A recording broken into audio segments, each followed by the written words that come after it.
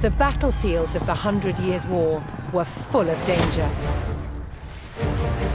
To defend against these weapons, a new type of armor was developed: plate armor.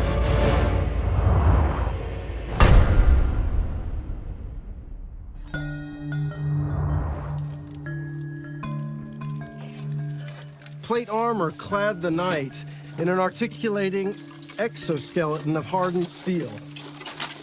A hard outer shell that still flexes and moves with the body. It provided impressive protection and was an extraordinary technological achievement. Now, one of the ways that armor gets its strength is through shape. Both of these pieces are made out the exact same thickness as steel, but I can show you there's one stronger than the other. Here's the one with no shape. You see it buckles immediately.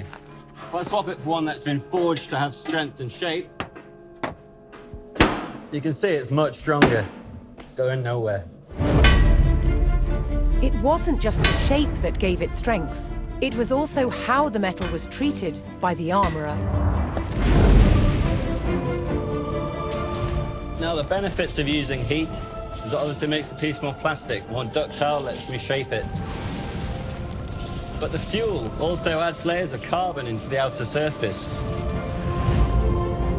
This helps me increase the hardness and strength of the material. The art of the armorer was being able to judge the temperature of the metal by eye, managing the heat to create resilience in the metal. The combination of heat-treated metal and rigid shapes meant that armor didn't need to be so thick and heavy, making it much easier to fight in. But good quality plate armor did have its downside.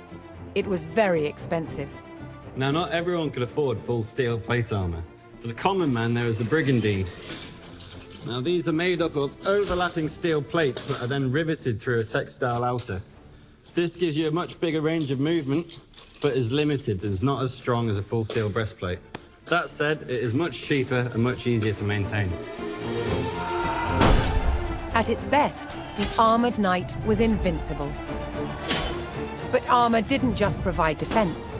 It was also a weapon and an expression of a knight's power and prestige. Armor transformed its wearer into a work of art.